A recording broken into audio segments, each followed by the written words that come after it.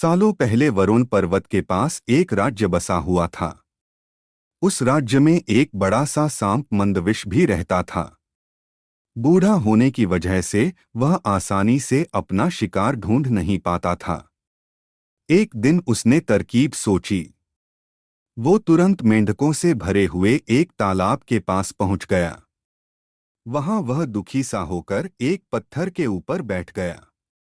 तभी पास के पत्थर पर बैठे एक मेंढक ने उसे देखा। उस मेंढक ने थोड़ी देर बाद सांप से पूछा, चाचा, क्या बात है, आज आप खाने की तलाश नहीं कर रहे हैं? अपने लिए भोजन नहीं जुटाएंगे?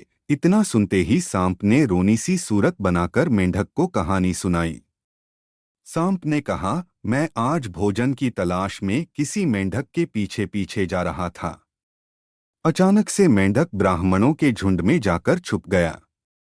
मेंढक को भोजन बनाने के चक्कर मैंने गलती से एक ब्राह्मण की बेटी को काट दिया, जिससे उसकी मौत हो गई।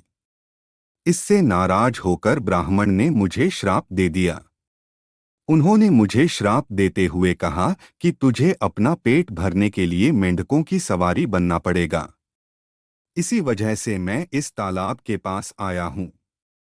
यह बात सुनते ही वह मेंढक तुरंत तालाब के अंदर गया और अपने राजा को सारी बातें बताई। राजा कहानी सुनकर हैरान हुआ। पहले तो उसे बिल्कुल भी यकीन नहीं हुआ, लेकिन कुछ देर सोच विचार करने के बाद मेंढकों का राजा जलपाक तालाब से बाहर निकलकर एकदम कूदते हुए सांप के फन पर जाकर बैठ गया। राजा को ऐसा करते हुए देखकर अन्य मेंढकों ने भी ऐसा ही किया। सांप समझ गया था कि मेंढक अभी मेरी परीक्षा ले रहे हैं। सांप भी बिना विचलित हुए आराम से सबको अपने फन पर कूदने दे रहा था और उन्हें घुमा रहा था। इसके बाद मेंढकों के राजा ने कहा, जितना मजा मुझे सांप की सवारी करके आया, उतना मुझे आज तक किसी की सवारी करके नहीं आया। मेंढकों का भरोसा जीतने के बाद अब धीरे धीरे सांप रोज मेंढकों की सवारी बनने लगा। कुछ दिन बाद चतुर सांप ने अपने चलने की गति थोड़ी धीमी कर दी। यह देखकर मेंढकों के राजा जलपाक ने पूछा, हे सर्प, तुम्हारी चाल इतनी धीमी क्यों है? इसके जवाब में सांप ने कहा, एक तो मैं बूढ़ा हूं और ब्राह्मण के श्राप की वजह से बहुत दिनों से भूखा भी हूं। इसी वजह से मेरी गति कम हो गई है। इतना सुनते ही राजा ने कहा, तुम छोटे छोटे मेंढक को खा लो। यह सुनकर मन ही मन सांप बहुत प्रसन्न हुआ।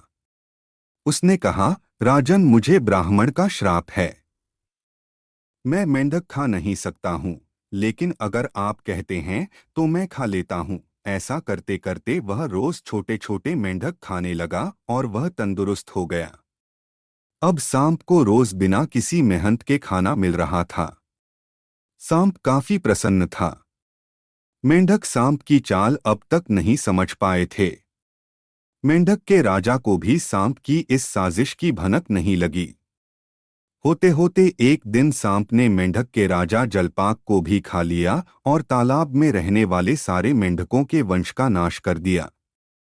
कहानी से सीख, किसी भी शत्रु की बात का जल्दी से भरोसा नहीं करना चाहिए।